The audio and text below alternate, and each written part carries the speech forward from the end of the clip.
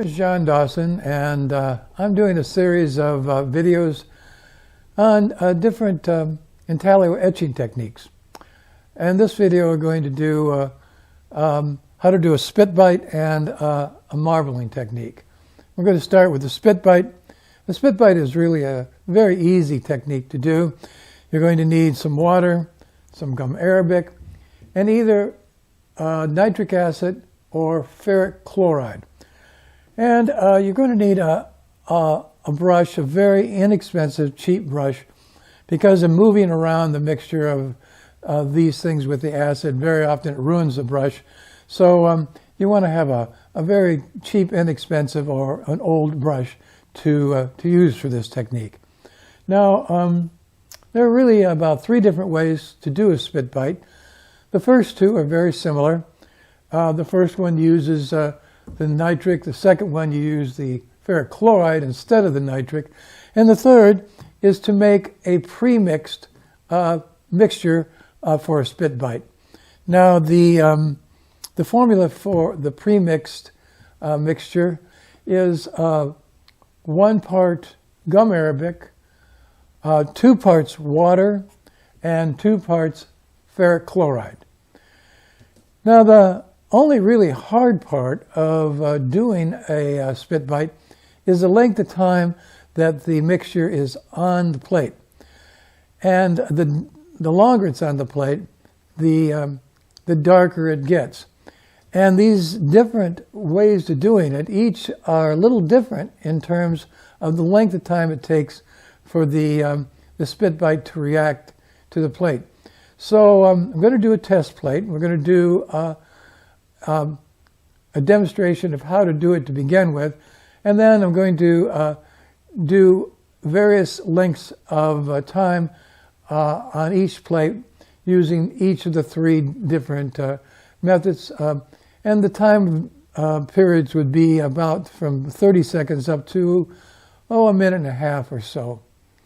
So we're going to get started. Well, I initially said that we'd apply the spit bite for 30 seconds and longer periods of time, but actually that's probably a wild overestimation.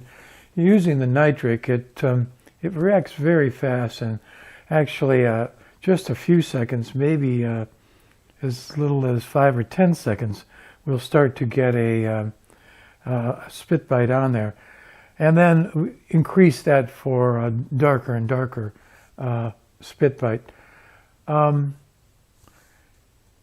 Usually I've applied a spray aqua tint. I don't know if it's necessary. I've done it with it and I've done it without it. You can try it either way. I sometimes think it works a little better with a little aqua tint on there, but it may not make any difference at all. So what we have here is, this is the water, this is the gum arabic, and this is the nitric acid. So we're going to first apply a little water. I'm going to try to do small areas. It's actually harder to do small areas. And then some gum arabic.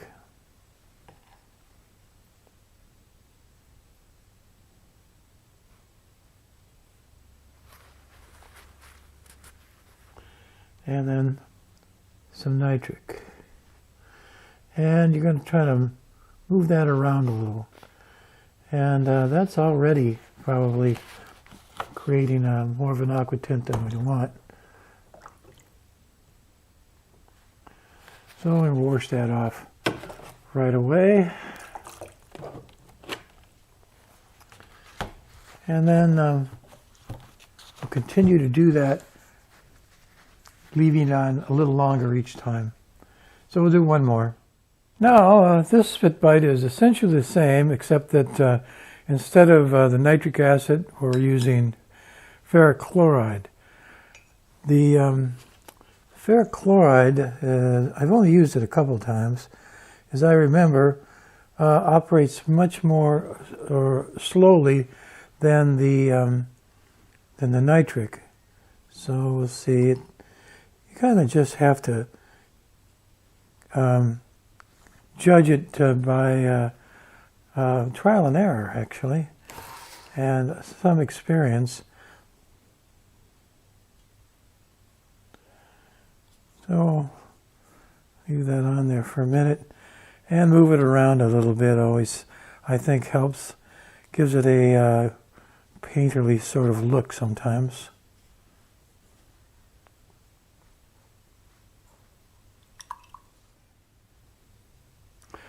This is the pre-mixed version, and we're just going to apply it directly to the plate and see what kind of a spit bite we get from it. And we'll leave that on a short time. And again, it helps, I think, to move it around a little bit when you apply it. Well, a few things that I might mention about doing a spit bite.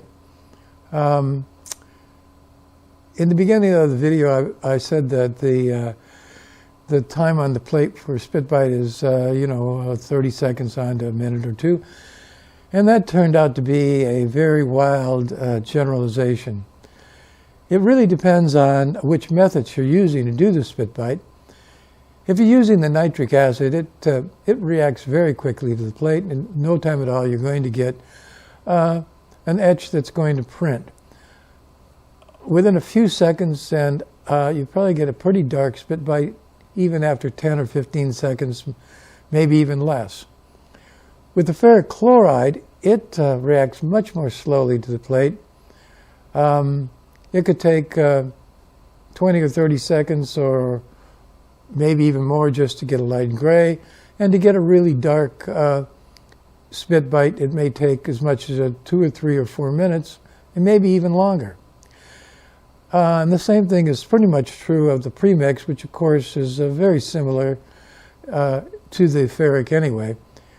The other thing that you can do is you can apply the spit bite, wash it off, and then reapply it, building up layers of value by putting the spit bite on the plate, leaving it for a few seconds or a minute or so, depending on which method you're using, and then wash it off, and then build on top of that repeatedly until you get a number of layers of value onto the plate. And then the last thing that is also a possibility is to do the spit bite, proof the plate, and if it's not dark enough or you want to change it and add more levels of value to the plate, you can always continue to add spit bite on top of whatever you've already done. So those are the ways pretty much of how to achieve a spit bite on your plate. This is a test plate I did of the 3 different spit bites that I just did in the demonstration. The top one is the nitric, the second one is the ferric chloride, and the third one is the premix. I left them on the plate pretty much the same length of time, the ferric chloride and the premix a little bit longer than the nitric. And as you can see, the nitric acted very, very fast to the plate, went from a pretty dark gray all the way to black very quickly. The ferric chloride hardly etched at all. It's just a very light gray. And the premix went from a very light gray to somewhat darker at the end, but I left the premix on a little longer because I didn't really think the ferric chloride was etching the way it should. So I did a couple more test plates of both the ferric and the premix to see if we couldn't get a little better etch for both of them. Now this is a test plate made with the premix spit bite, and the dark at the top was just beginning to turn a nice black color, was on there over 4 minutes. So it takes a while for this spit bite to work and create any kind of nice darks on your plate. This is the test plate using the ferric, and it really didn't come out in this test plate as well as it usually does. So I'm going to show a print of mine where I used the ferric for the spit bite to show one that worked out a little better. This is a print of mine entitled Windmills of the Mind, and here is a section of the top portion of the print. Now this part of the print was done with the ferric spit bite, and as you can see, we've got some pretty good lights and darks. Actually, I did this by overlapping the ferric spit bite a couple of times, 2 or 3 times, before I got the lights and darks the way I wanted them. Well, here are a few examples of some prints that I've done over the years that include the spit bite and a little bit about how I did each one. This is a print of mine entitled American Anthology, and here's a detail at the top of the plate that shows the spit bite.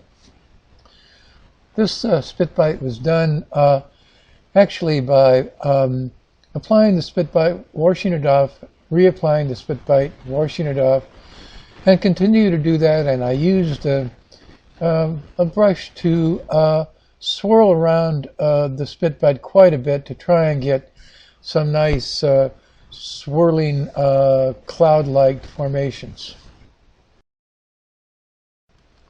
This print is entitled Final Fade Out, and again here's a detail of the top of the print which has the spit bite. Now this spit bite was applied over some graphic lines that I had already put on the plate with a soft ground using I believe sandpaper to create these graphic kind of lines, and then I applied the spit bite over the top of that, and then I did it once again in stages by putting it on, washing it off, and then adding more until I got a variety of values. The marbling technique is simply a way to get this sort of abstract swirling pattern etched onto your plate. Okay, what we have here is a inexpensive food storage container, like you can get at Target or Walmart. I don't think they call it Tupperware anymore. If you're going to use a tray, an expensive tray like you would use for acid or soaking paper, you're going to have to get it really clean when you're done, and getting the Stopout Varnish off is it's not all that difficult, but it's very time consuming. You wouldn't have to get this perfectly clean when you're done, and you can use it over and over as long as it's large enough to accommodate your plate. So what we're going to do is put this is about 1.5 quarts of water. The amount of water really doesn't matter that much. And then I have a little stirrer. Sometimes you need it, sometimes you don't. And I'm going to put a little bit of Stopout Varnish. Going to wait and see what kind of reticulation we're getting from it.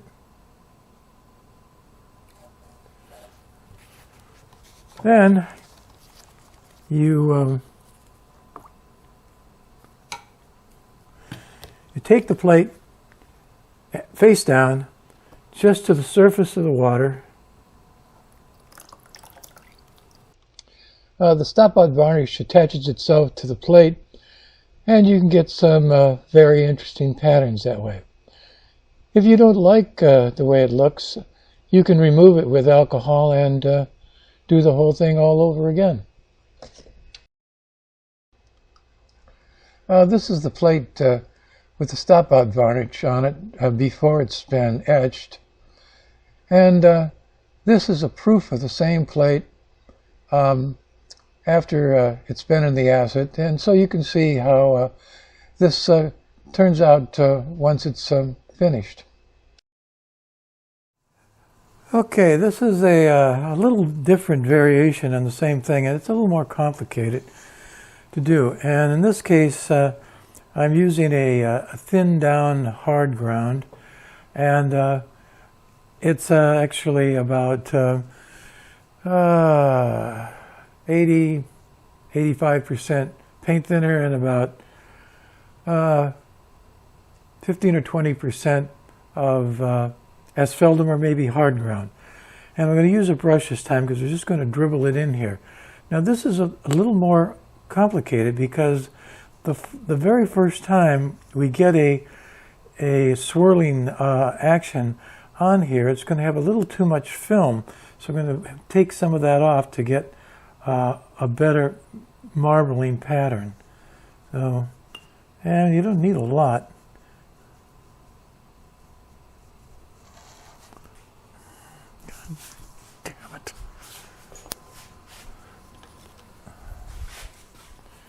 And you kind of want to break those up a little bit.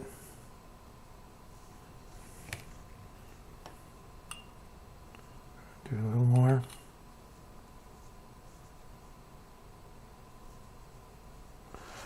Okay.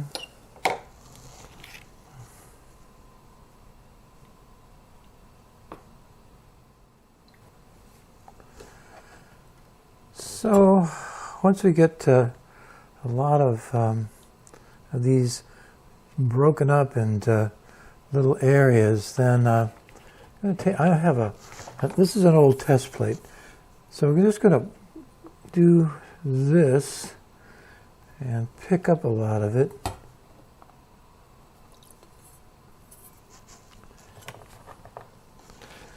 Now I'm going to take the actual plate and you can see you get to a pretty interesting pattern. Have one part that didn't get anything on it. Let's see if we can fix that. Yeah. Oh, that's what it looks like. You can get some pretty interesting patterns that way.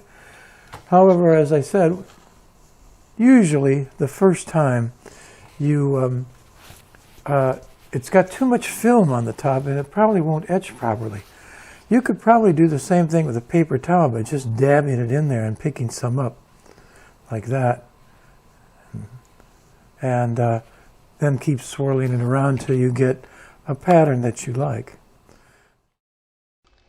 This is the plate from the asphaltum marbling before it's etched. And then this is the proof of the same plate after it's been in the acid and etched and printed. And as you can see, you get quite a different kind of marbling than you do from the Stopout Varnish. The other thing that I did with each of these plates was to apply a spray aquatint to half of the plate. And as you can see, you can't even tell the difference. So applying the spray aquatint to the plate is probably really unnecessary. Okay, those are two different ways to achieve a marbling technique.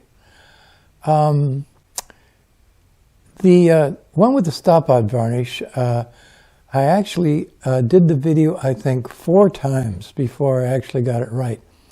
And the reason for that was I kept putting too much Stopout into the water. So that's when you're doing this, add just a little Stopout Varnish at a time and mix it around until you get some nice patterns on top. Otherwise, the Stopout Varnish just covers the whole plate and you really don't get anything. The other way to do that, and I tried it, I didn't think it made any real difference, is to use water and vinegar. I did it with two parts of water and 1 part vinegar. And so that's about a third of vinegar to the water. I didn't really see that it made any real difference at all. Maybe I didn't put enough of the vinegar in it to really affect it. But that's something you can try if you want to add some vinegar to the water. Maybe it'll cause some greater reticulation. I really didn't see the difference, but some people feel that works better. Now there's a third way to do the marbling technique, and that's using Big. You have to thin the Big out of the tube down with lavender oil. I actually happen to have lavender oil, but it's not too common, and you'd have to go to extra expense to buy lavender oil, and I really just didn't see the point when it's easier to do it with Stopout Varnish or the asphaltum. So I didn't bother doing a video demonstration using Big.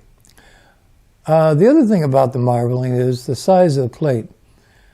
Smaller plates, I think, tend to work better. Doing larger plates, of course, you need a bigger tank, and I think it's harder to get the reticulation the way you might want it for a large plate. I've tried it on large plates, and I didn't have much success with that. So I found that it's really a lot easier to do on smaller plates. The other thing that I might have already mentioned was that I added spray aqua tint to part of the plate in each case. I don't think it made a bit of difference. So I don't think that's anything that you need to necessarily do in order to get a nice pattern to print on your from your plate. The other thing you can do with this is to print an underlying pattern on the plate first, using soft ground and etching a pattern into the plate using fabric or some other method, and then printing the marbling technique over the top. And you can get some pretty interesting results from that, and I have a little example of that. To begin with, I started with the soft ground and pressed different kinds of fabric into the soft ground and then etched that. And then I applied the asphaltum marbling over the top of that already etched plate, and then etched that. And this is the result. And you can get a number of interesting variations by doing that and adding the marbling technique. That about concludes this video on spit bite and marbling. And as usual, I'll follow this up with a few examples of my own work, and of course the address for my Facebook page and my website, and you can find other videos of mine on YouTube.